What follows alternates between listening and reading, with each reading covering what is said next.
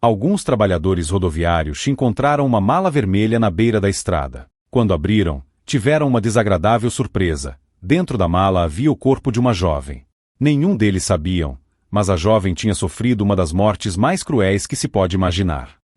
Valerie Reich nasceu numa pequena cidade chamada New Rochelle, no estado de Nova York. Ela tinha 3 irmãos mais novos, com quem era muito próxima. Valerie sempre foi uma pessoa brilhante, alegre e sociável, com muitos amigos. Ela e a mãe eram como melhores amigas, não tinham segredos entre si.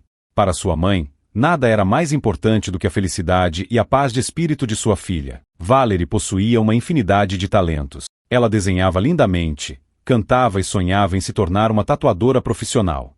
A jovem estudava essa arte sob a orientação de seu irmão mais velho, que já havia alcançado algum sucesso nesse campo. Juntos, eles faziam planos para abrir um estúdio de tatuagem, onde poderiam dar vida às suas ideias criativas. Enquanto isso não acontecia, Valerie trabalhava meio período em uma pequena e aconchegante livraria. Em janeiro de 2018, a vida de Valerie deu uma reviravolta. Em um site de namoro popular, ela conheceu o atraente Javier da Silva Rojas, um venezuelano de 26 anos que tinha acabado de se mudar para Nova York. O jovem contou uma história emocionante sobre como teve que fugir de sua terra natal em crise para salvar sua vida. Por causa disso, ele não pôde concluir sua educação universitária. Agora em Nova York, Javier trabalhava em um restaurante para construir uma nova vida em um país estrangeiro. Valerie sentiu simpatia pelo cara amigável que se encontrava em uma situação difícil. Após alguns encontros, sentimentos românticos surgiram entre eles. O relacionamento se desenvolveu rapidamente e com algumas turbulências, mas isso durou pouco tempo. Cerca de 3 meses do começo do namoro, Javier começou a ser muito insistente e já estava dando indícios de um casamento rápido, o que assustou a garota. Valerie sentiu que tudo estava acontecendo rápido demais, já que ainda não estava pronta para um compromisso tão sério. Então, após alguma hesitação, ela decidiu terminar esse romance. A princípio, Javier causou uma impressão bastante agradável na família de Valerie. Ele parecia realmente se importar com a garota e queria apenas o melhor para ela. Mas assim que ela expressou seu desejo de terminar, seu comportamento mudou drasticamente. Javier se recusou a aceitar o fim do relacionamento e tentou de todas as formas reconquistar Valerie. Ele enviou dezenas de mensagens por dia, organizou encontros acidentais em lugares públicos e implorou por uma reconciliação. Em um dia de setembro de 2018, Javier ligou para Valerie com uma história estranha. Ele afirmou que usou acidentalmente o cartão bancário dela para pagar uma compra em uma loja online e agora precisava desesperadamente encontrar para devolver o dinheiro. Mas Valerie imediatamente suspeitou que algo estava errado. Provavelmente era apenas uma desculpa para encontrá-la. Valerie falou com uma amiga e pediu para ela resolver esse assunto com Javier para que ele nunca mais a incomodasse. Parecia que uma conversa séria com sua amiga teve um efeito sobre o venezuelano. As ligações telefônicas pararam e as mensagens não chegavam mais. Valerie respirou aliviada. Finalmente podia voltar à sua vida normal. No entanto, ela não tinha ideia de que o pior ainda estava por vir.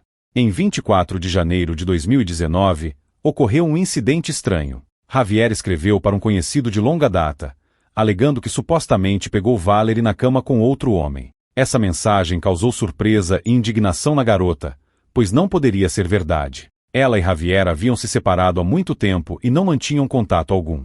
Além disso, ela não tinha ido à casa dele por muitos meses. Também, durante esse período, Valerie começou a namorar outro rapaz. A única pergunta na mente de Valerie era: por que Javier inventaria coisas tão bizarras? 27 de janeiro foi um dia muito alegre para Valerie. Junto com toda a sua família, ela celebrou alegremente o aniversário de seu pai.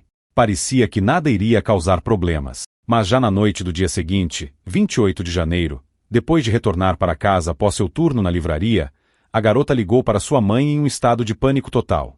Ela estava chorando e gritando ao telefone que alguém queria matá-la. Nessa ligação, Valerie confessou que vinha sofrendo de ansiedade severa há vários dias e constantemente sentia a presença maliciosa de alguém, como se algum tivesse vigiando 24 horas por dia.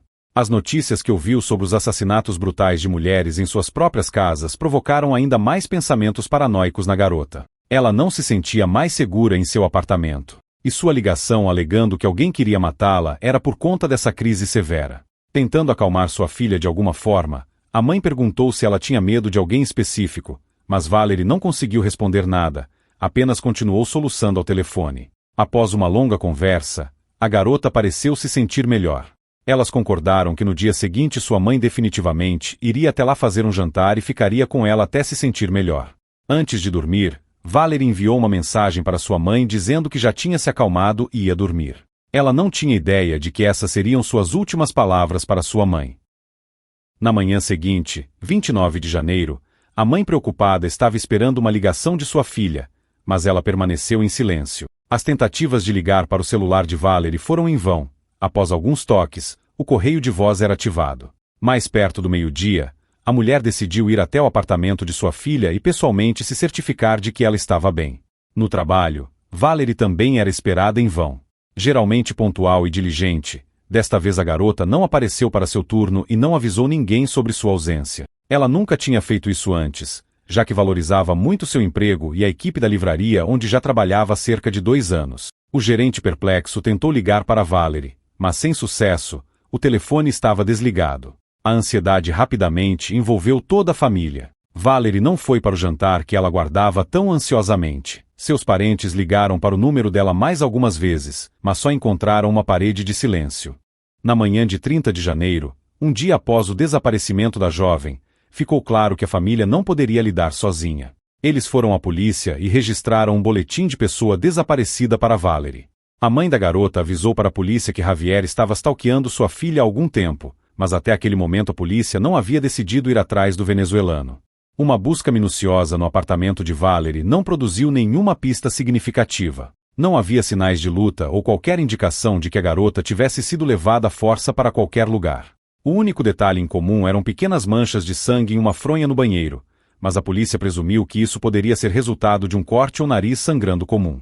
A polícia imediatamente começou a procurar pela garota desaparecida. Eles entraram em contato com a operadora de celular dela e descobriram que o telefone de Valerie havia sido colocado no modo avião na noite de 29 de janeiro, por volta das 3 horas da madrugada. Desde então, não havia sido ligado, mas o fato mais alarmante era que alguém havia acessado o armazenamento em nuvem da garota e estudado minuciosamente todas as suas fotos, vídeos e mensagens. Parecia que o perpetrador estava tentando encontrar alguma informação que precisava. Outro detalhe perturbador foi que às 5 horas da manhã do dia 29 de janeiro, apenas 2 horas depois que o telefone foi desligado, alguém retirou $1.000 da conta bancária de Valerie. A câmera de vigilância gravou um homem se aproximando do caixa eletrônico em um Honda preto, rapidamente pegando dinheiro e desaparecendo. Valerie mesma não estava em lugar algum por perto. Usando o número da placa do carro, as autoridades rapidamente estabeleceram que pertencia a Javier, o mesmo ex-namorado que a mãe da garota desaparecida mencionou imediatamente.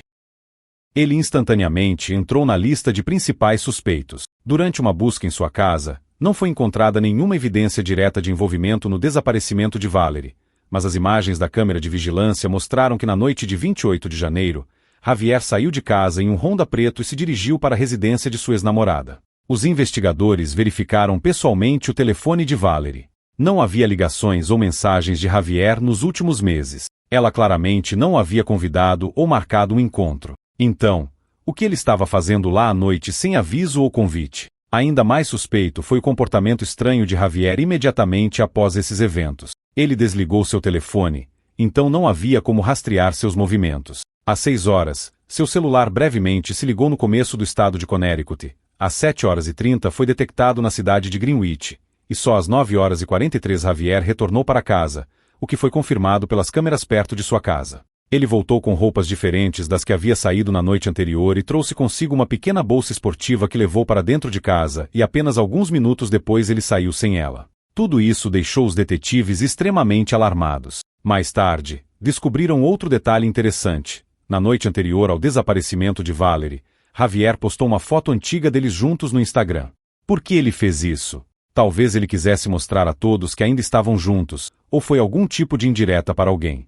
Enquanto a polícia avançava lentamente na investigação, os parentes e amigos de Valerie não paravam de tentar encontrar a garota por conta própria. Eles colocaram cartazes com sua foto, perguntaram a todos os conhecidos se alguém havia visto a pessoa desaparecida e verificaram todos os lugares que ela costumava frequentar, mas nenhuma das pistas trouxe resultados. Uma semana passou, cheia de noites sem dormir e buscas exaustivas, e então, em 5 de fevereiro, ocorreu uma descoberta inesperada. À beira da estrada, Os trabalhadores da rodovia notaram a mesma mala vermelha que imediatamente despertou suas piores suspeitas. Quando eles a abriram, o que viram os fez chamar imediatamente a polícia.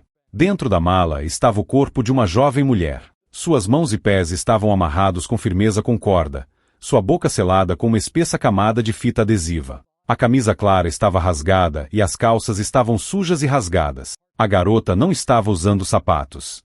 A atenção dos médicos foi atraída por uma terrível ferida em sua cabeça, de onde o sangue tinha escorrido. O exame rapidamente estabeleceu a identidade da falecida. Era Valerie Reis, que havia desaparecido na semana anterior. Seus pais reconheceram sua amada filha, apesar da condição horrível de seu corpo. Durante a autópsia, os detalhes arrepiantes do assassinato foram revelados. Antes de sua morte, a garota havia sofrido um golpe severo na cabeça com um objeto grande e depois, ainda viva, foi colocada em uma mala e deixada para morrer. Ela morreu lentamente e agonizantemente por falta de oxigênio.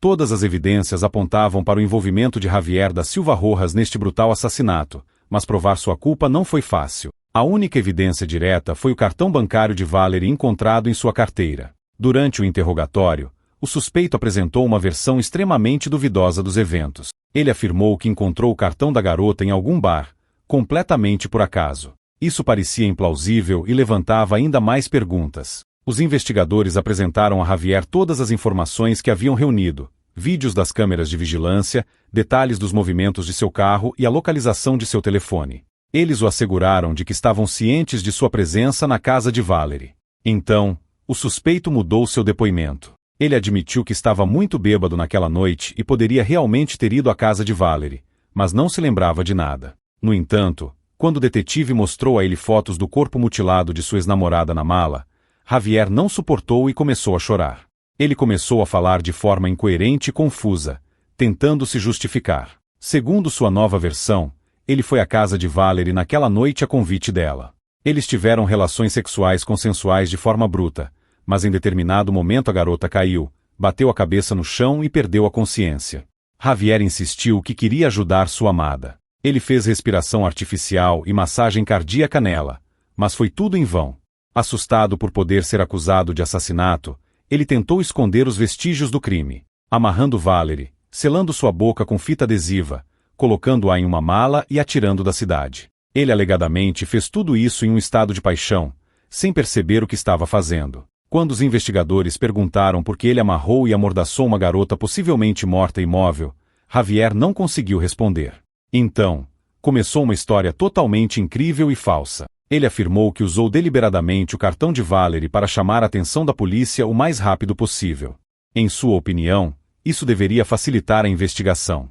Durante as buscas na casa do suspeito, o telefone e o laptop de Valerie foram encontrados. Javier tentou destruí-los jogando-os no rio, mas depois, por algum motivo, retornou e recuperou os itens. Javier ganhou acesso ao armazenamento em nuvem de Valerie graças à sua impressão digital, que ele tirou da garota já morta. Isso permitiu que ele entrasse no aplicativo que mostra o saldo de seu cartão bancário. Para os investigadores, toda essa história soou extremamente inconveniente e confusa.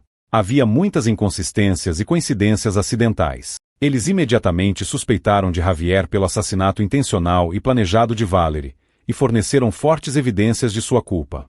O depoimento de Javier finalmente desmoronou após os resultados de uma minuciosa análise do corpo da falecida. Havia sinais de luta e violência nela. Debaixo das unhas foram encontrados a pele e o sangue do assassino.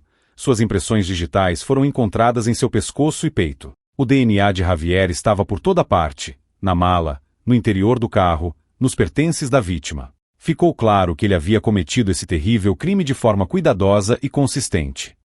O suspeito foi imediatamente preso e oficialmente acusado pelo brutal assassinato de Valerie Reis. Sob a pressão de evidências irrefutáveis, Javier da Silva Rojas eventualmente admitiu completamente sua culpa e confessou o crime. Em 5 de fevereiro de 2020, foi realizada uma audiência no caso do assassinato intencional de Valerie Reis, de 24 anos. Em seu discurso, o promotor chamou a atenção dos jurados para as ações planejadas e consistentes do assassino, como ele monitorou cada movimento da vítima, a perseguiu obsessivamente e depois lidou brutalmente com ela. Durante a sessão do tribunal, Javier teve que ouvir muitas acusações furiosas dos entes queridos de Valerie. O discurso de sua mãe foi especialmente emocionante. Ela não conseguiu conter as lágrimas e mal conseguiu falar. Entre soluços, a mulher chamou o assassino de sua filha de um verdadeiro monstro, egoísta, sem alma e cruel. Os advogados de Javier tentaram justificar suas ações como um acesso súbito de raiva e ciúme. Eles falaram sobre a infância difícil do réu, seu estado depressivo após o rompimento com Valerie e seu uso de drogas pouco antes da tragédia. Alegaram que tudo isso afetou seu estado emocional e o levou à decisão fatal. Eles até leram algumas cartas de ex-amigos da Venezuela que caracterizavam Javier como um cara sensível e decente. Mas essas tentativas não tiveram influência na opinião dos jurados. Em 3 de setembro de 2021, o tribunal proferiu uma sentença de 30 anos de prisão para Javier da Silva, de 28 anos. Isso efetivamente significava a maior parte de sua vida atrás das grades. A investigação também descobriu que o réu estava ilegalmente nos Estados Unidos. Ele havia chegado ao país em 8 de maio de 2017, sob o programa de isenção de visto, mas o período permitido de 90 dias expirou em 5 de agosto do mesmo ano. Javier ignorou esse requisito e continuou a permanecer nos Estados, contrariando a lei. Então, após cumprir sua sentença de 30 anos, ele será imediatamente deportado para sua terra natal, Venezuela, onde provavelmente outro julgamento o aguarda.